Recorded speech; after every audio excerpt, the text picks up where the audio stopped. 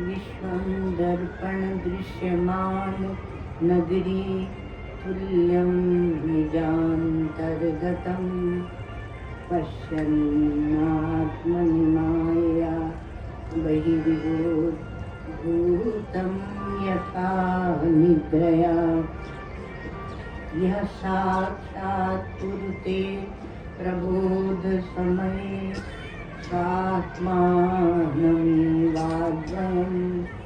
तस्मै श्रीगुरुमूर्तये नमः श्रीदक्षिणामूर्तये।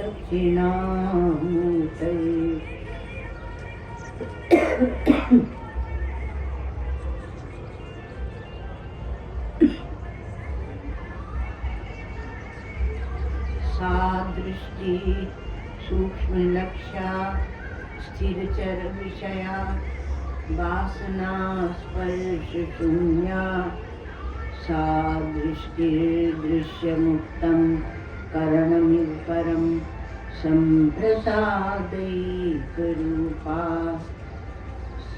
सा दृष्टिर्यत्र नान्यत् सकलमविकलं ब्रह्म प्रत्यप्रशान्तम्।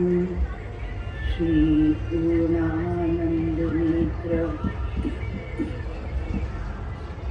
द्वैरस विलस पूर्णकारुण्यमात्रम्।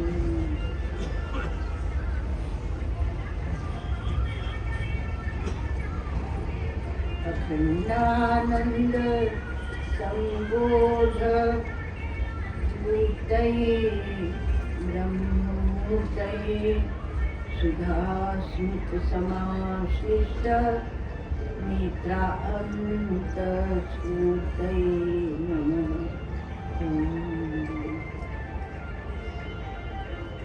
अज्ञानान्तर्गहनपतितान् आत्मविद्योपदेशैः त्रातुं लोकान् भवदोषिकात् तातुपापच्यमानान्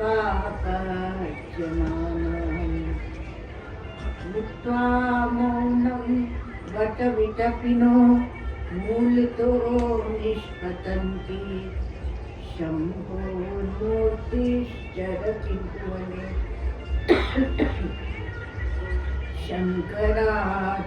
शङ्कराचार्यरूपा श्रुति स्मृति पुराणानाम् आलयं करुणालयं नमामि भगवत्पादं शङ्करं लोकशङ्करं नमामि भगवत्पादं शङ्करं लोकशङ्करम्।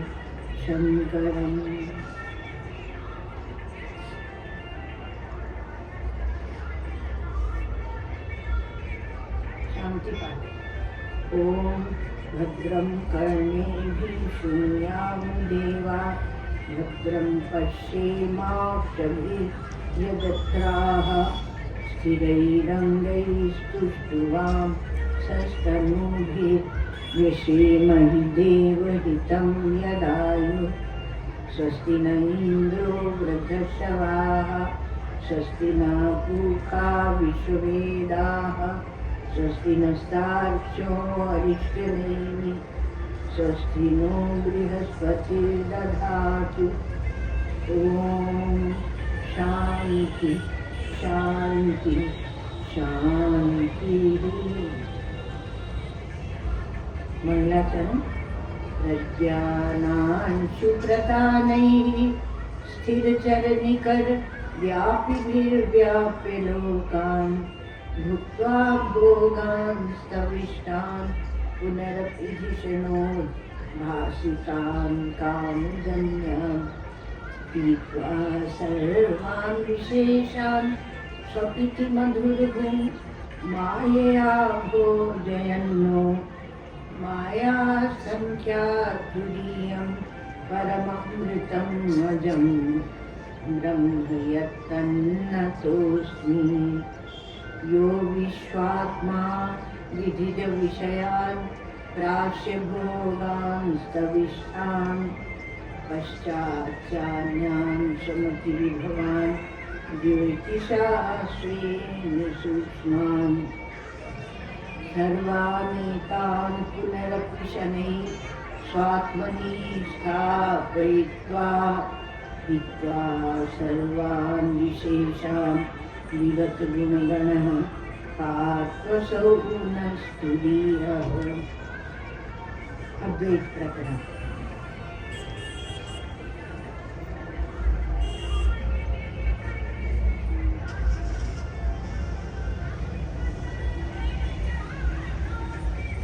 तीसरी कारिका से पाठ करेंगे।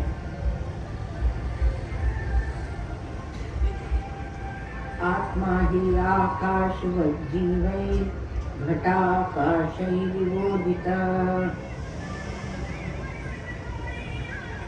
घटादिवच्च संघाते जाता वेतन्निदर्शनम् घटादिषु प्रलीनेषु घटाकाशादयो यथा आकाशे संप्रलीयन्ते तद्वज्जीवास्तिहात्मनि यथैकस्मिन् घटाकाशे रजो धूमादिविद्युते न सर्वे संप्रयुज्यन्ते तद्वज्जीवाः सुखादिभिः रूपकार्यसमाख्याश्च भिद्यन्ते तत्र तत्र वै आकाशस्य न भेदोऽस्ति तद्वज्जीवेषु निर्णयः नाकाशस्य घटाकाशो विकारावयवो यथा नैवात्मनः सदा जीवो विकारावयवो तथा यथा भवति बालानां गगनं मलिनं मलैः तथा भवत्यबुद्धानाम् आत्मापि मलिनो मलैः मरणे संभवे चैव गत्यागमनयोरपि स्थितौ सर्वशरीरेषु आकाशेन विलक्षणः।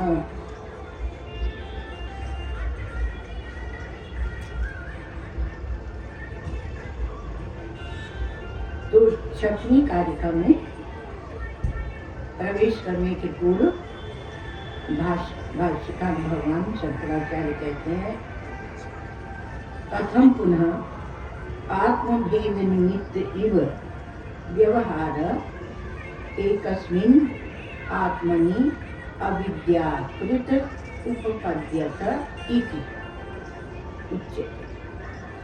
तो कह रहे हैं एक ही आत्मा में ये शंका उठाई गई कि एक ही आत्मा में आत्माओं के भेद के कारण होने वाले समान अविद्याकृत व्यवहार किस प्रकार संभव है। एक ही आत्मा में ये अविद्याकृत व्यवहार है, वेदांत तो ऐसे ही मानता है। तो कैसे एक ही आत्मा में कैसे संभव होंगे? भाई अनेक आत्मा होंगी तो हम लोग जानते हैं, देखते हैं, हो रहा, और कैसे संभव होंगे व्यवहार, कैसे संभव होगा? तो व्यवहार की उत्पत्ति कैसे होगी ये पूछा जा रहा है। तो उत्तर दिया जा रहा है कि रूप कार्य समाख्याश्च विद्यन्ते तत्र तत्र वै आकाशस्य न भेदोऽस्ति तद्वज्जीवेषु निर्णयः। तो घटादि उपाधियों का आपका दृष्टांत जो उसको याद रखिए। घट उत्पन्न हुआ तो उसमें घटाकाश उत्पन्न हुआ नहीं, उत्पन्न नहीं हुआ। कल्पित घट की आकृति बनी, ये आपका देह शरीर है, तो स्थूल शरीर, तो कल्पित घट की एक आकृति बनी और उस आकृति से में जो आकाश दिखता है उसको हमने सोचा वो महाकाश से पृथक वो घटाकाश है। तो कहा कि ये जो प्रतीत हो रहे हैं घटाकाश, घटादि उपाधियों के कारण, तो ये भिन्न भिन्न आकाशों के रूप का, तो रूप कार्य समाख्या, रूप कार्य और समाख्या अर्थात नाम। तो जो नाम है तो विद्यन्ते तत्र तत्र वे, तो उनका वही उनका भेद दिखता है। पर आकाश से न भेद दोस्त, परंतु आकाश में तो कोई भेद नहीं है। आकाश ज्यों का त्यों रहता है। आकाश न उत्पन्न होता है न पृथक पृथक होता है। हम खूब सारे घटाकाश बनाएंगे, तो घटाकाश बनाएंगे इसलिए वो जो दिखाते हैं कि नाभि से उत्पन्न हुए ब्रह्मा, तो नभ एव नाभि, तो नभ में बहुत सारे घट बना देंगे तो घटाकाश हो जाएगी इतने सारे। तो काफी नहीं, ऐसा नहीं होता। जो आकाशों के रूप में उनके रूप है, उनका कार्य है और उनके नाम है, तो भेद है, पर आकाश में भेद नहीं होते।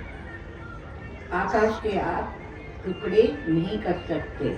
हम भगवान के अंश है, ये भी नहीं मानता वेद कि हम भगवान के अंश है ना। तरह तरह की भावनाएं बना के रखते हैं, वो सबका निषेध है। तो कहा कि आकाश से न भेद दोस्ती, आकाश में कोई भेद नहीं होता है। तद्वत जीवेश निर्णय, तो उसी प्रकार से जीवों के बारे में भी निश्चित रूप से समझना चाहिए। बड़ी आनंद की बात है।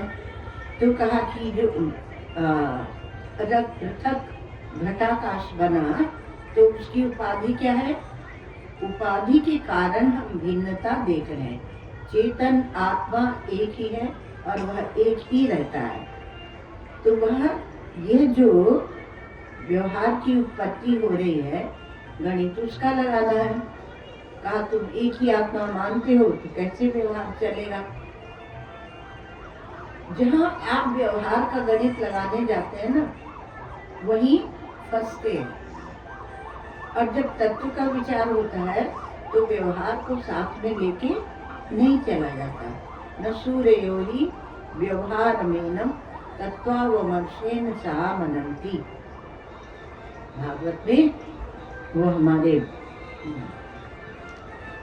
क्या नाम, जड़ भरत जी महाराज ये बात बोलते हैं। तो उसका, इसकी भिन्नता का उत्पादक कौन है? आत्म चैतन्य नहीं है, वो बुद्धि है। बुद्धि है, इसलिए बुद्धि के ऊपर इतना विचार चल रहा है।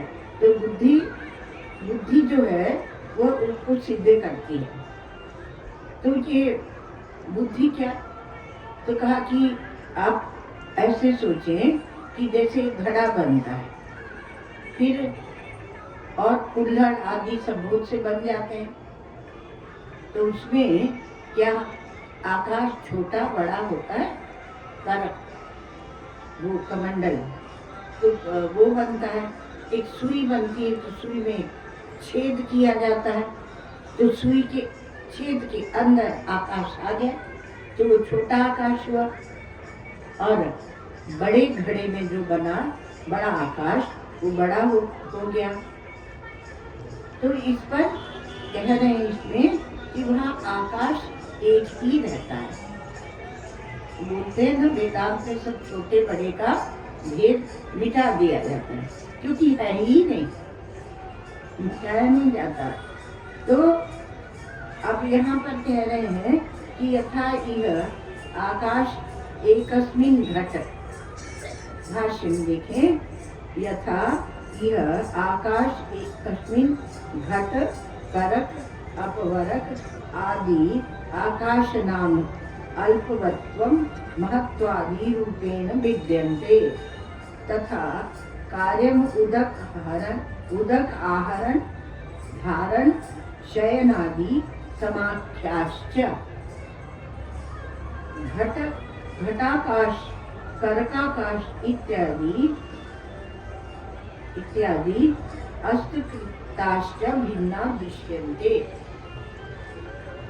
तो जिस प्रकार से एक ही आकाश में घट करक, घड़ा बना लिया, करक माने करवा, करवा जिसको कहते हैं ना, कर करवा इरवा गुंजन को कर करवा करवा और गुंजन माही बसेरो, ऐसे ब्रज के भक्तों का वर्णन आता है कि कितने सुख से रहते हैं, मांग के खा लेते हैं और कर करवा, हाथ में करवा लेकर घूमते हैं कमंडल। तो करक अपवरक और एक मठ बनाया, तो मठ के अंदर आकृति बना दिया एक कल पे, और इसमें क्या करते हैं, काय सत्संग करते हैं। तो ये सत्संग हॉल बन गया। तो अपवरक आदि ये आकाश के नाम हैं जो, तो उसमें जो घट कमंडल मठ आदि बने, तो उसमें हम ऐसा बुद्धि बना लेते कि ये छोटा है ये बड़ा है। तो अल्पवत्व आदि की कल्पना महत्वादि, अल्पवत्व महत्वादि रूपेण विद्यन्ते, तो इस रूप से वो भेद हो जाते हैं। और उतना ही नहीं, व्यवहार में क्या होता है वो है, कहा कि वह एक में जल लाते हैं, घट में हम जल लाते हैं, उदक आहरण और धारण करते हैं, और शयनादि, और जो वो बनाया क्या बोलते हैं मठ बनाया, तो उसमें जाकर हम सोते हैं, शयनादि समाख्याश्च, ऐसे कार्य और रूप कार्य समाख्याश्च, तो रूप कार्य उसके क्या क्या किए जाएंगे और समाख्या, तो ये सब है, ये भिन्न भिन्न देखे जाते हैं। व्यवहार में क्या होता है, घट जो है बना तो वह केवल मिट्टी है, पर हम उसका व्यवहार कुछ लेने ले जाने रखने आदि में करते हैं, तो उसको बोलते हैं अर्थ क्रियाकारित्व। तो अर्थ क्रियाकारित्व इसमें उसमें तो हमारी दृष्टि अर्थ क्रियाकारित्व में रहती है व्यवहार में, इसलिए हम उसे मिट्टी देखना ही नहीं चाहते। आपके लिए होगी मिट्टी महाराज, हमारे लिए तो घड़ा है, हम उसमें जो चाहे रख लेते हैं, पानी ले आते हैं, पानी पी लेते हैं। तो ये अर्थ क्रियाकारित्व रूप कार्य समाख्याश्च वो विद्यन्ते तत्र तत्र, वहाँ उस प्रकार से, तो तत्र तत्र वही व्यवहार विषय इत्यर्थः, व्यवहार के विषय में उनको वहाँ पर भिन्न भिन्न देखा जाता है, पर पारमार्थिक नहीं। तो सर्वो अयम आकाशे रूपादि भेद कृतो व्यवहारो न परमार्थ एव।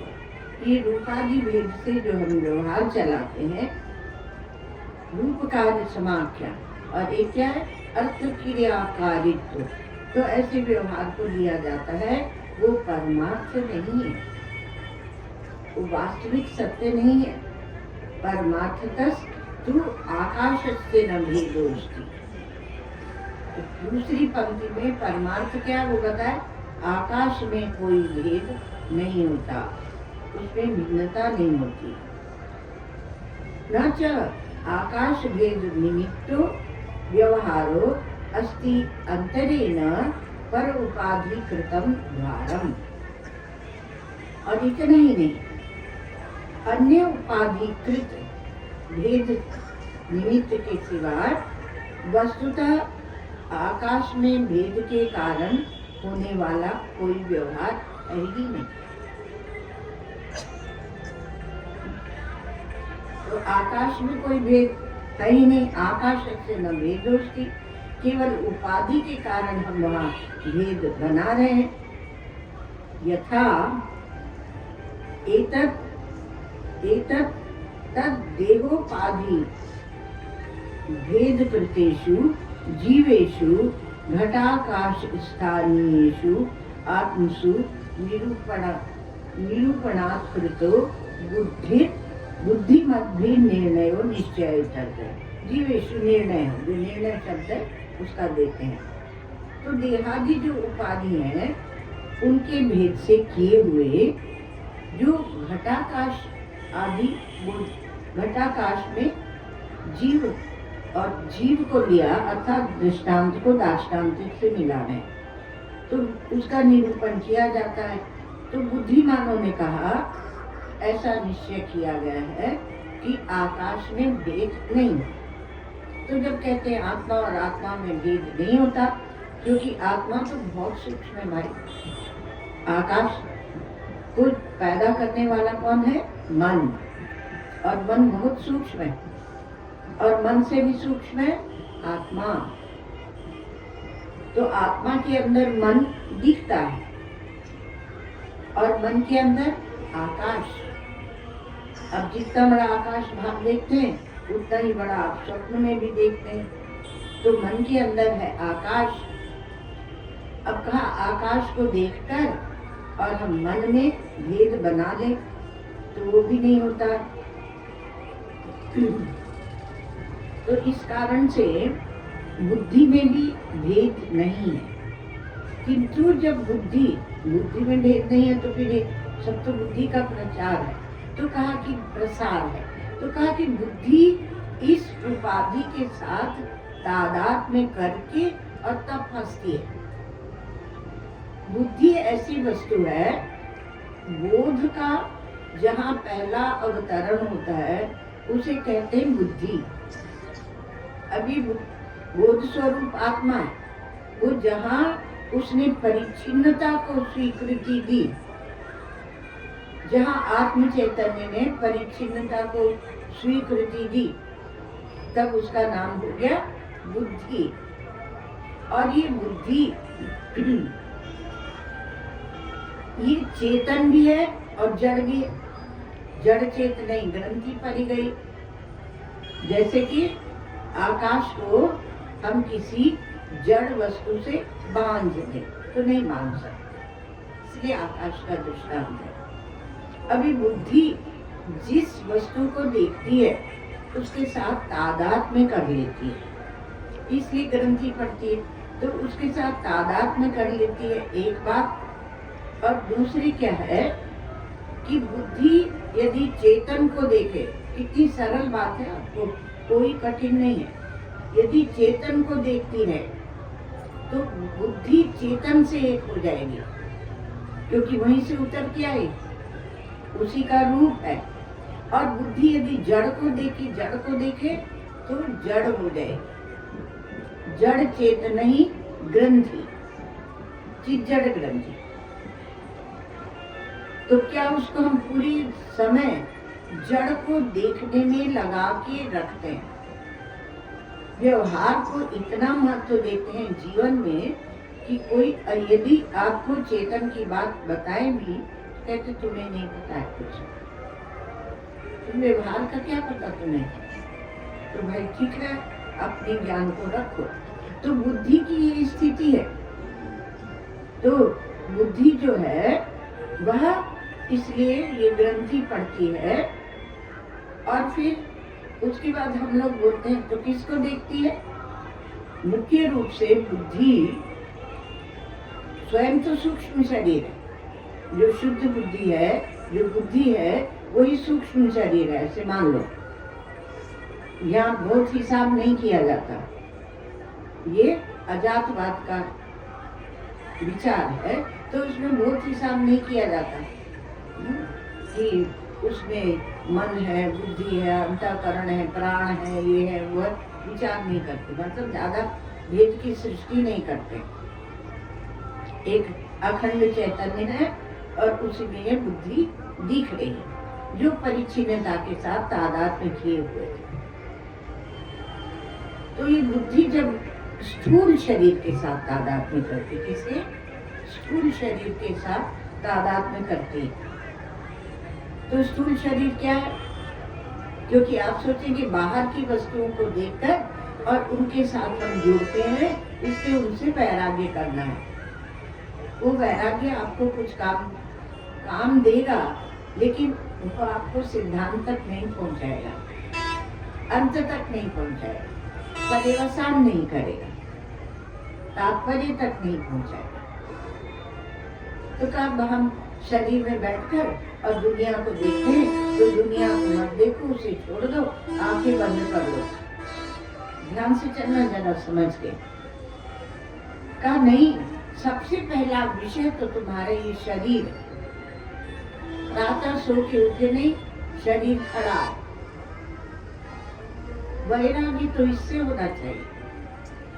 कल भी चर्चा हुई थी कहीं कि बाहर विषयों का इतना महत्व नहीं है जितना हम अंदर लेकर जो रख लेते हैं और फिर उनसे तादात्म्य करते हैं। तो बुद्धि तो ठीक है, बुद्धि की कोई बात नहीं है, पर इस स्थूल शरीर के साथ तादात्म्य कर लेती है।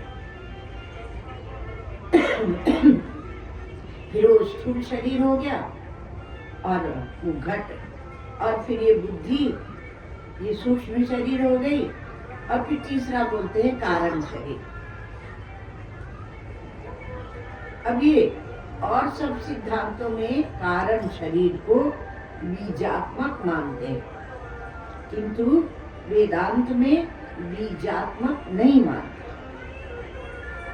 आप सुनते होंगे जरूर, वो पहले प्रारंभ में जो प्रक्रियाएं बताई जाती हैं, स्थूल शरीर, सूक्ष्म शरीर, कारण शरीर और रट लेते हैं, वो सब प्रारंभिक है, अर्थात वो अध्यारोप है, और उनका भी एक भूमिका में जाकर अपवाद होता है।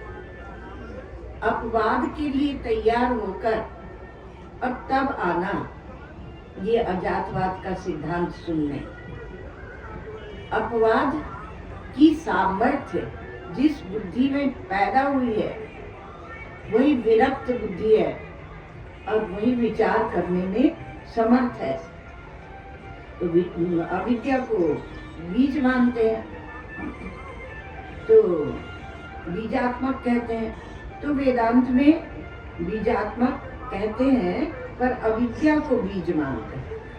तो अविद्या अर्थात अज्ञान, तो वो कारण है, वो कारण है, वो बीज है।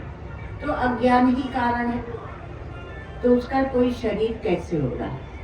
जैसे आप कहें कि यहाँ अंधेरा हो गया, तब उस अंधेरे का शरीर नापो तोलो, कितना उसका वजन है, कितने काल तक रहेगा, कितने समय में जाके जिएगा, कब मरेगा। अरे एक प्रकाश कर दो, खत्म।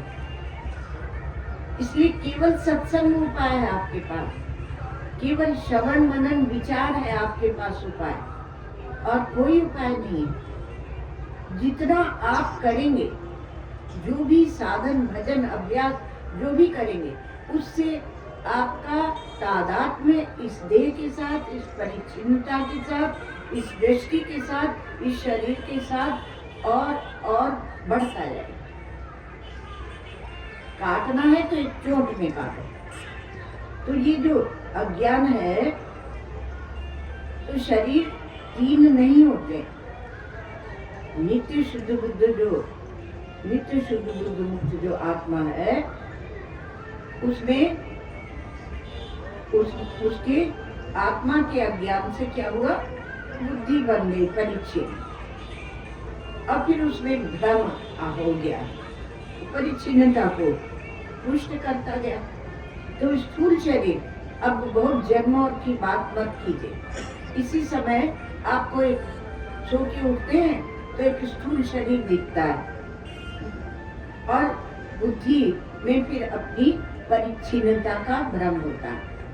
उस स्थूल शरीर को देखकर, उस वस्तु को देखकर ही आप देश और काल की भी कल्पना करते हैं। देश काल भी कोई वस्तु नहीं, पर उसी को देखकर कल्पना करते हैं। हम चले, हम किससे आए?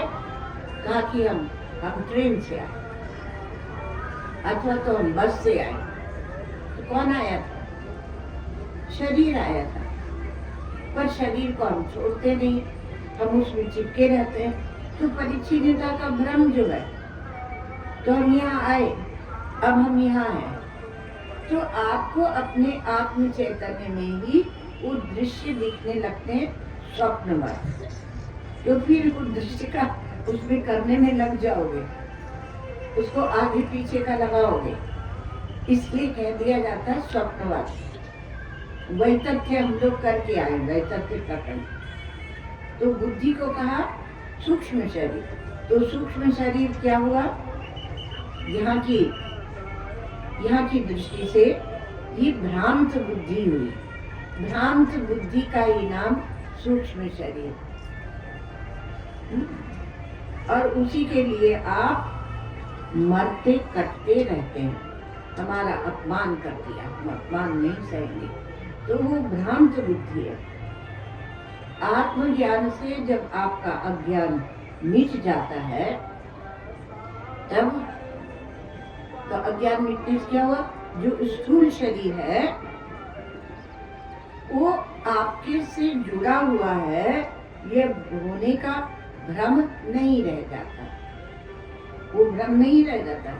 इसलिए बुद्धि और स्थूल शरीर ये अलग अलग हो गए, और अलग होकर वो अपनी सत्ता खो देता है। जैसे स्वप्न में स्वप्न दृष्टा देखता है और एक स्वप्न पुरुष डोलता है। अब गंगा जी तो बहुत से पुरुष जा रहे हैं स्वप्न में, लेकिन उसमें एक पुरुष के साथ स्वप्न में देख रहे हो आप, ये कुंभ का मेला आप स्वप्न में देख रहे हो, तो उसमें एक पुरुष के साथ आप विशेष तादाद में कर लेते और उसके सुखी दुखी होने से सुखी दुखी होते रहते, तो उसके साथ आप तादाद में किए हुए। क्योंकि तो स्वप्न पुरुष, स्वप्न दृष्टा यदि उससे तादाद नहीं करे, तो जैसे सब डोल रहे वैसे वो भी डोलता है।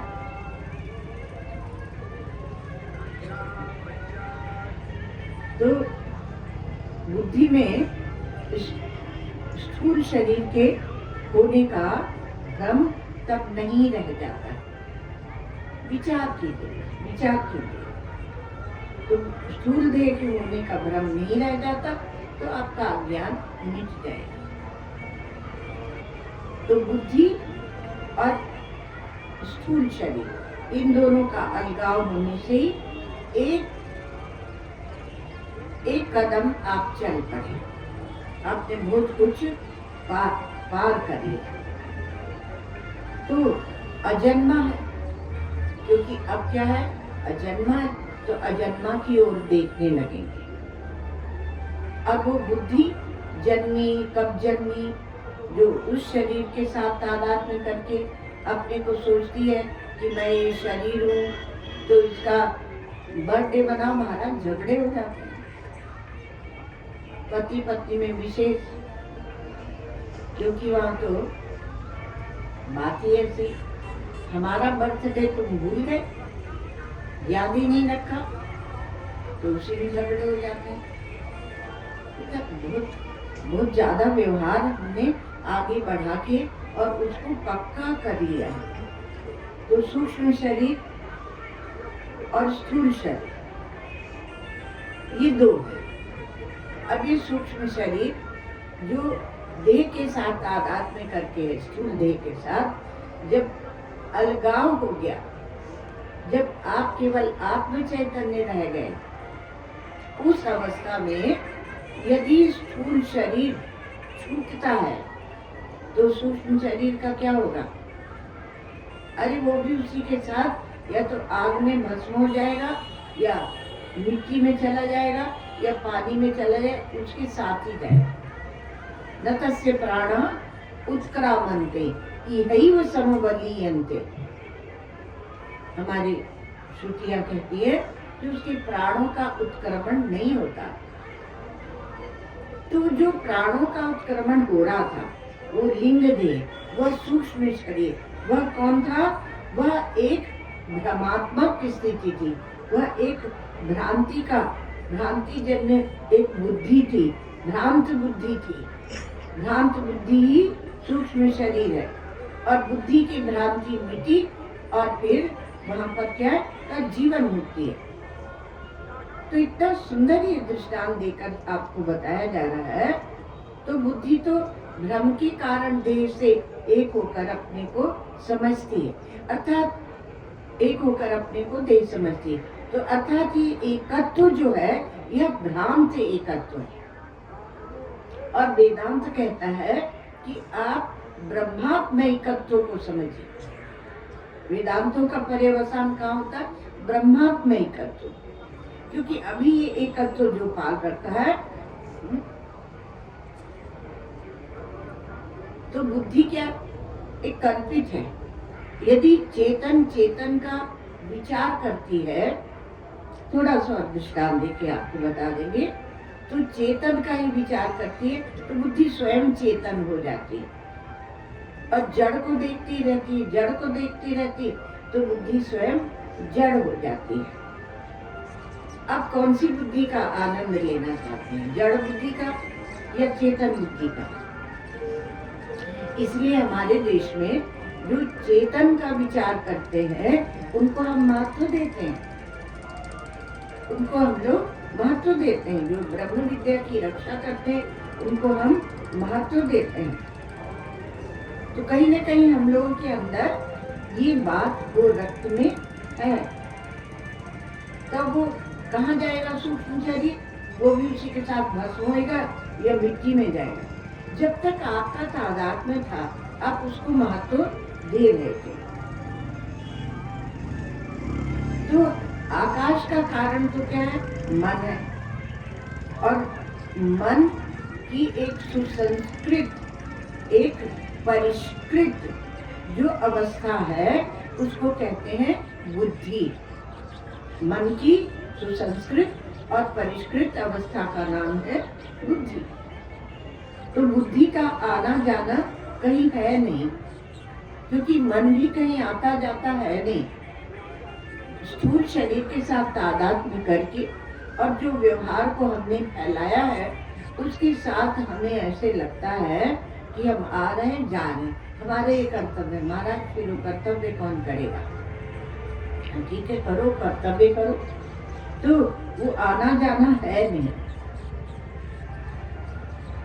मन का प्रोडक्ट है आकाश। आकाश चलता उलता नहीं है, कहीं जाता आता नहीं है, तो मन कैसे चलेगा?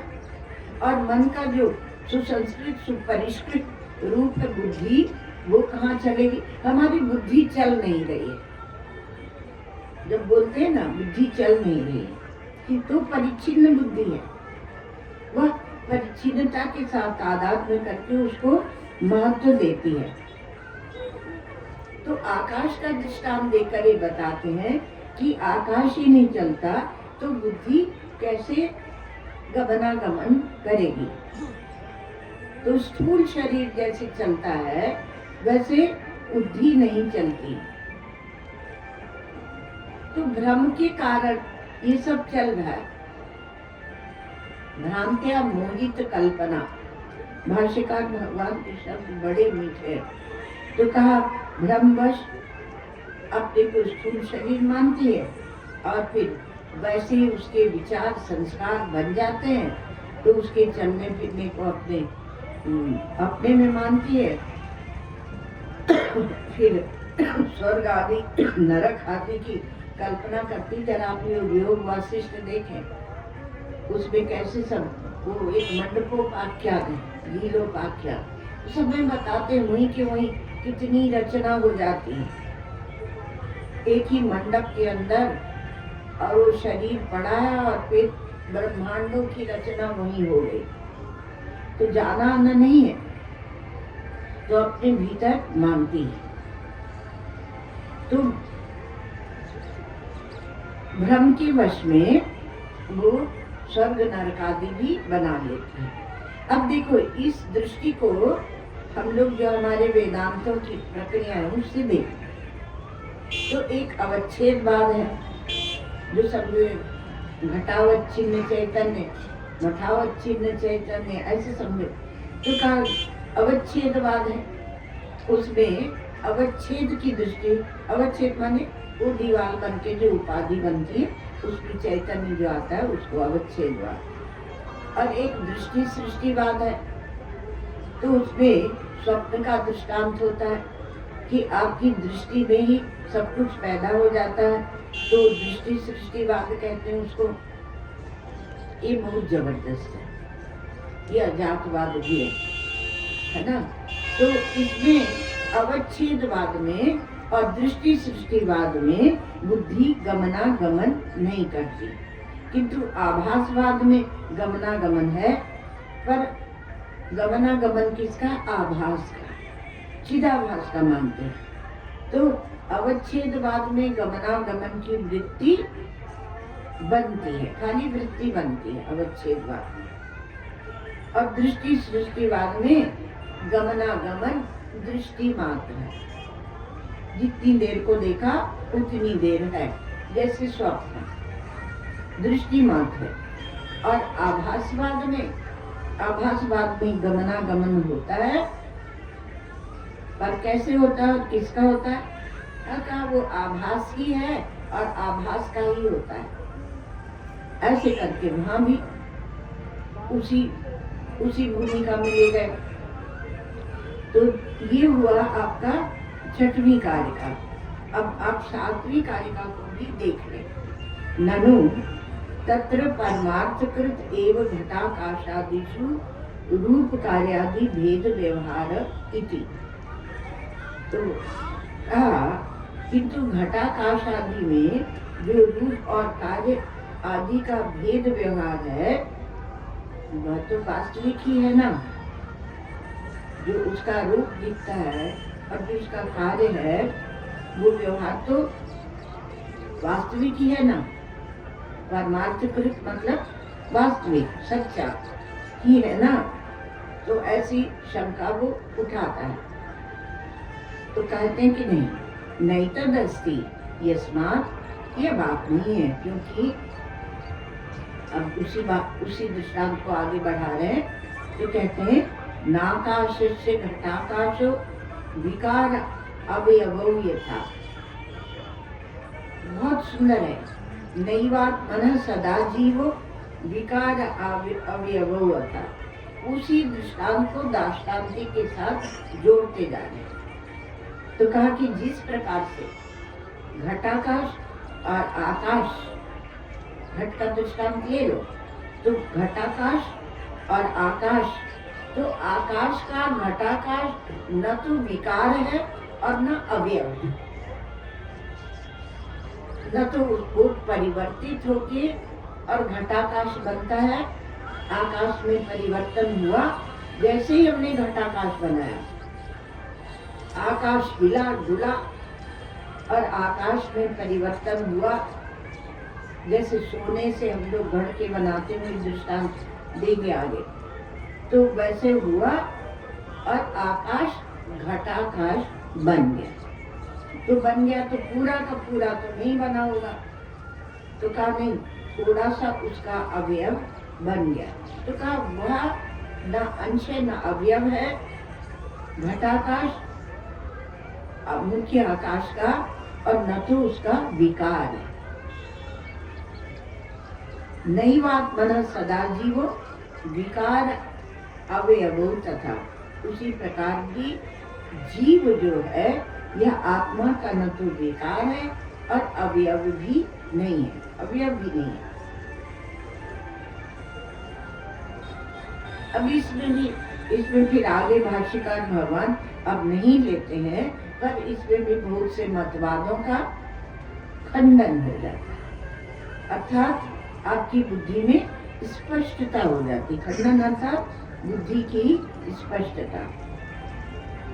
तो महाकाश के साथ घटाकाश का कोई संबंध है भी या नहीं है क्या? तो कहा कि नहीं, आत्मा का जो स्वरूप है वह हेतु दृष्टांत वर्जित। अभी कहा कि ये आपके घटाकाश के दृष्टांत को और आत्मा के साथ जोड़कर और कहाँ तक ले जा रहे।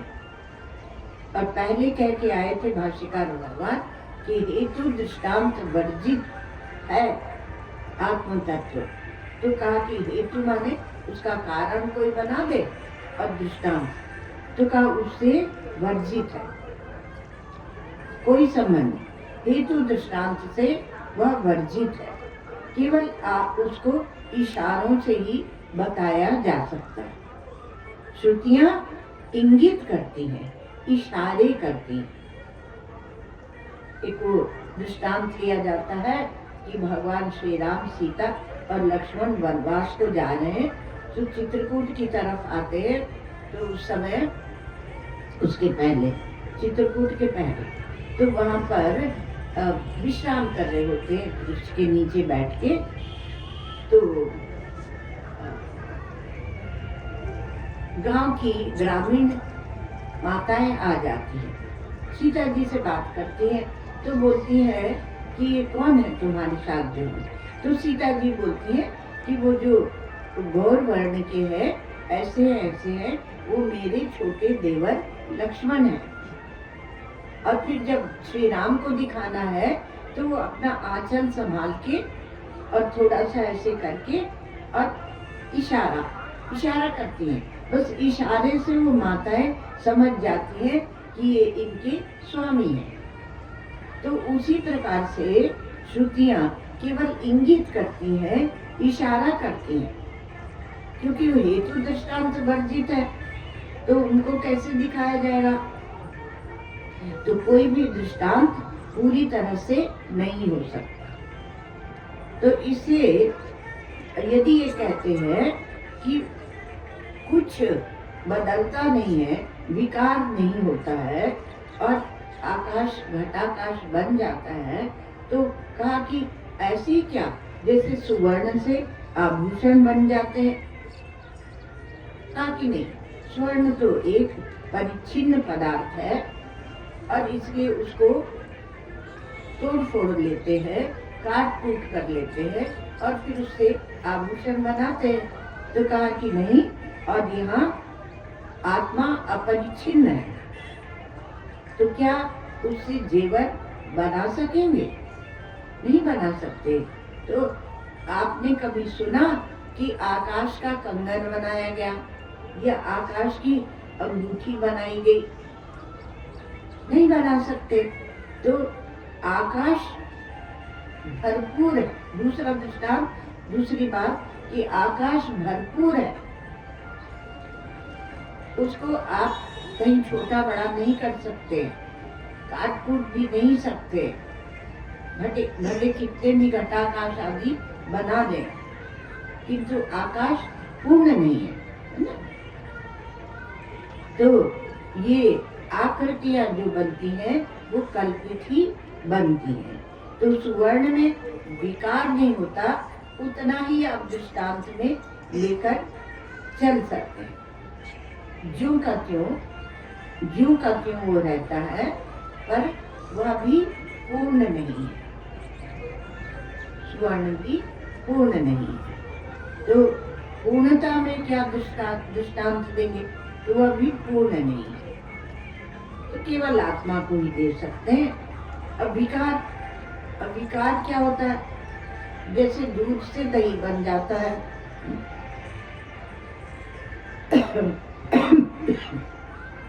पानी में फेन बुदबुद आदि हो जाते हैं, बुलबुले बन जाते हैं। तो आकाश में कोई कण ही नहीं है कि उसमें फेन बुदबुद आदि भी बने, न विकार है न अवयव है।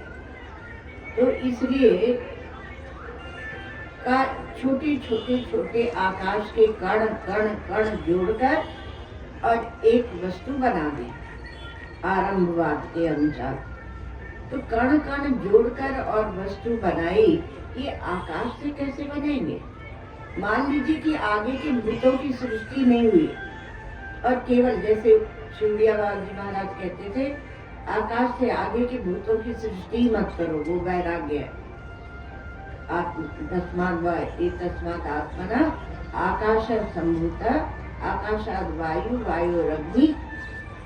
तो आगे अग्नि तक मत जाओ, आकाश में ही रुक जाओ, बस अब सृष्टि नहीं करेंगे, आगे वहीं बैठो।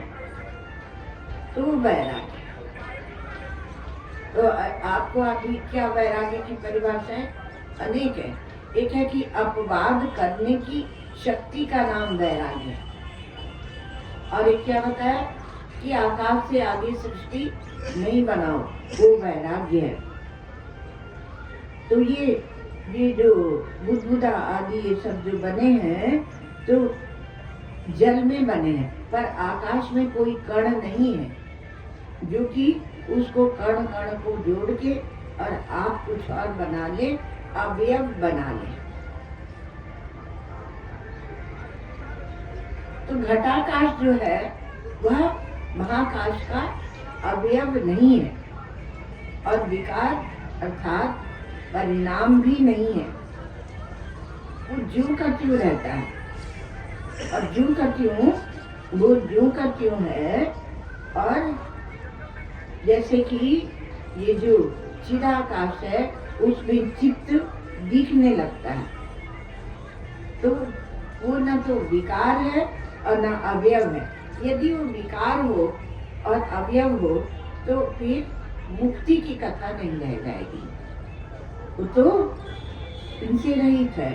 तो चिदाकाश का न तो परिणाम होता है, और चिदाकाश में न दूसरी वस्तु पैदा उत्पन्न होती है, माने आरंभ भी नहीं होता और परिणाम भी नहीं होता। ज्यों का त्यों ही जो चिदाकाश है और वो भूताकाश के रूप में भासने लगता है। बस आभासवाद की प्रक्रिया से वो भासने लगता है, तो केवल एक प्रतीति मात्र है। इस कारिका को हम लोग और कल विचार करेंगे। ओम सर्वे भवन्तु सुखिनः, सर्वे सन्तु निरामयाः, सर्वे भद्राणि पश्यन्तु, मा कश्चित् दुःखभाग् भवेत्। असतो मा सद्गमय, तमसो मा ज्योतिर्गमय, मृत्योर्मामृतं गमय। ओम पूर्णमदः पूर्णमिदं पूर्णात् पूर्णमुदच्यते, पूर्णस्य पूर्णमादाय पूर्णमेवावशिष्यते। ओम शांति शांति शांति। अब एक बात, आप लोग बैठे रहिए थोड़ा, और थोड़ी सी 1-2 मिनट दे दीजिए कि हमारे शिविर के जो सबसे योग्य विद्वान ब्रह्मचारियों में जो सबसे योग्य है, विद्वान है, वो हमारे ब्रह्मचारी ब्रजेश, जिनको सब लोग नारायण भी कहते हैं। तो उनका स्वास्थ्य बहुत खराब है, और उनको अभी एक कोई अस्पताल में कहीं भर्ती किया गया है। अभी 9 बजे की बड़े डॉक्टर आएंगे, अल्ट्रासाउंड वगैरह होगा। तो हम लोग 2 मिनट प्रार्थना करें, चाहे महामृत्युंजय के द्वारा या किसी के द्वारा, कि वो जल्दी स्वास्थ्य लाभ कर लें, और फिर से हम लोगों के साथ आ जाए। सब लोग आँख बंद करके 2 मिनट प्रार्थना करें, चाहे त्र्यंबक मंत्र जप लें, मृत्युंजय मंत्र उसको जप लें, ठीक है, अपने अपने अनुसार।